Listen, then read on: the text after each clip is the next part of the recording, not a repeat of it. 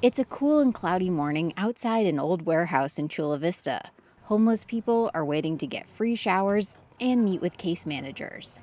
A volunteer with the local nonprofit Community Through Hope walks around passing out warm burritos. A lot of this here is all our emergency nutrition and supplies. Since starting in 2018, the founders of the fledgling nonprofit felt they could meet the challenge of providing basic services to Chula Vista's homeless population.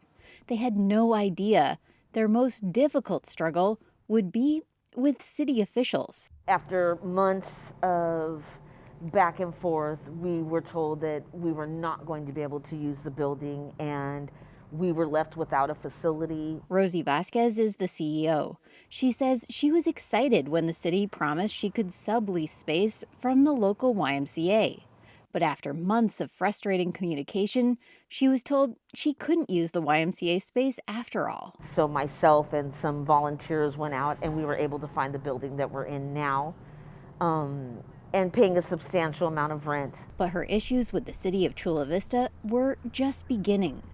Over the next 3 years, she dealt with late payments, poor communication, and the feeling that the city didn't value her services. Last year, the city opted not to renew its contract with Community Through Hope. Vasquez vowed never to do business with Chula Vista again. You're of value when they need you, and if you aren't going to do what they say, you are no longer of value. There is no thought around the work that's being done by this organization and who is really going to suffer if that organization is not up and running. This is a problem that goes beyond just one nonprofit. It's a problem for the entire community. Especially in COVID. I mean, if you want to really look at how much government had to rely on nonprofits to reach populations, to deliver all kinds of services, um, you know, the nonprofit sector really stepped up. Yet Community Through Hope is one of several nonprofits that feel they were knocked back by the city when they stepped up. Chula Vista officials refused to be interviewed for this story. Instead, a spokeswoman sent written statements referencing some, but not all, of the issues raised by the nonprofit leaders. The Lucky Duck Foundation and Peter for making this happen, for providing this much-needed shelter structure to help address the issues of homelessness in Chula Vista and South County. In May 2020, during the depths of the COVID crisis, Chula Vista Mayor Mary Salas made a big announcement. The city would set up a large tent to house hundreds of people experiencing homelessness. The tent came from the local Lucky Duck Foundation. City officials promised it would be up by December 2020.